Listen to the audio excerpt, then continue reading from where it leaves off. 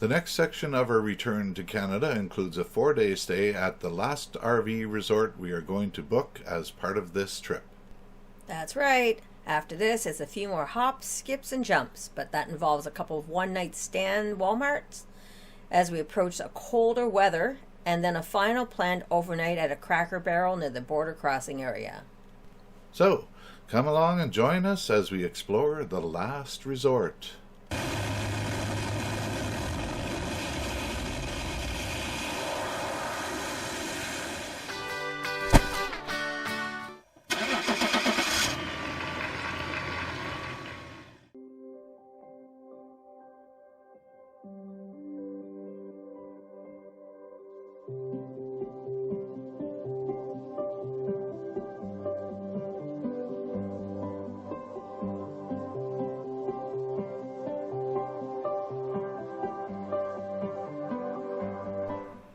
After waking up to that glorious sunrise and then getting a taste of the sounds of the trucks carrying out their morning deliveries to the Surf's Up Grill and Bar at the Bogue Inlet Pier, we had a small breakfast, hung out for a bit drinking our coffees, then hit the road. The Goose Creek RV Park was only about a 15-minute drive up the road, so we took our time doing a bit of sightseeing as we drove over there. We did the usual register routine, then settled in at our designated spot.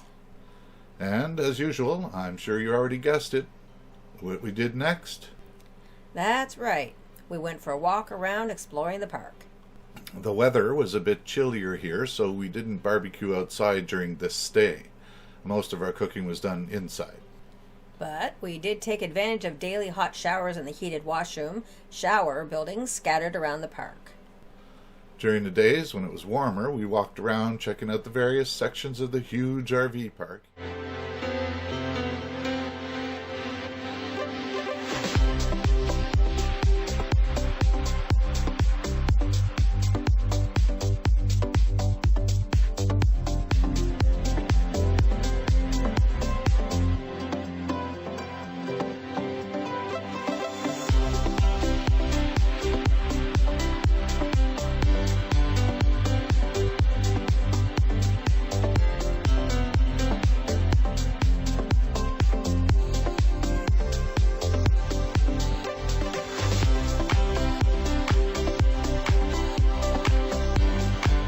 There were several sections actually. Some had those larger, what most people call mobile homes, as opposed to the RVs or trailers. But there were other sections where there were some RVs and motorhomes as well. In the cooler evenings, we watched TV and I got beat at backgammon. Yes. One thing we hadn't noticed on the map on the drive over here was this. The map labeled it as a landing field. But on the morning of the 4th, we came to know of its existence when we were wakened by one of those ospreys flying quite low overhead. Funny how I pretty much knew it was that particular plane, the sound of it, even though I had only heard them on TV and had never actually seen one or heard one up close and personal.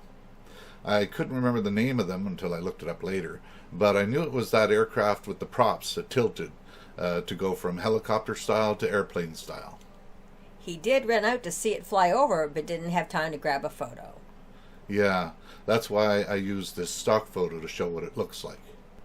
On the morning of our 4th day at Goose Creek, we each had a nice warm shower, then headed down the road driving through Virginia.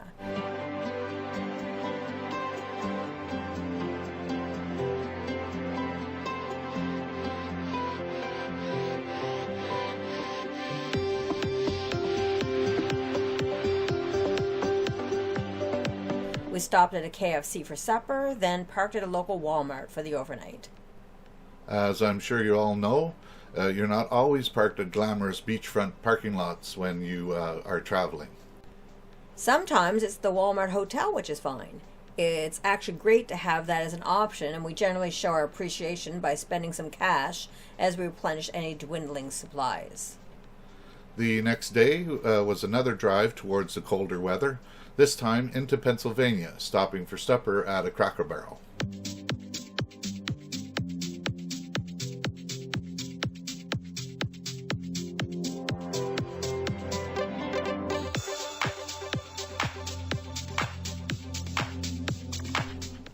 have to say, that meal was delicious. Yes, it was very good, I agree.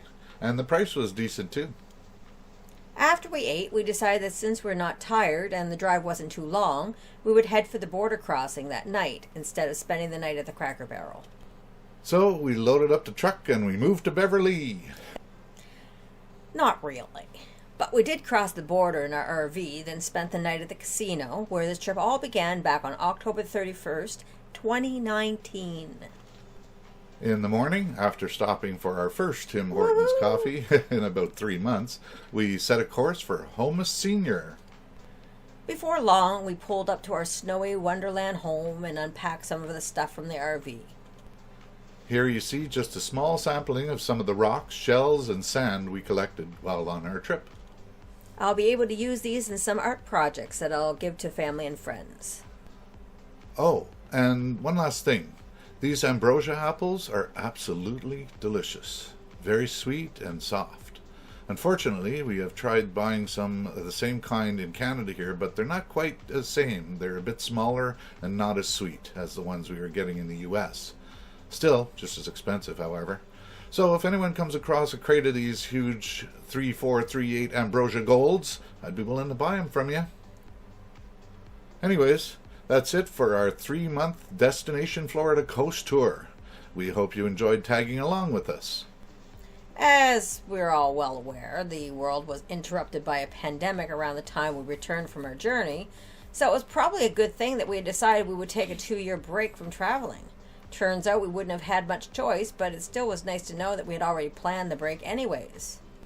Yeah, for sure. However, even though we didn't plan any huge adventures, we did venture out for a few boondocking trips and also managed a few stays at some of the more local provincial parks during the summer months. So be sure to check back and see if we show any of those highlights.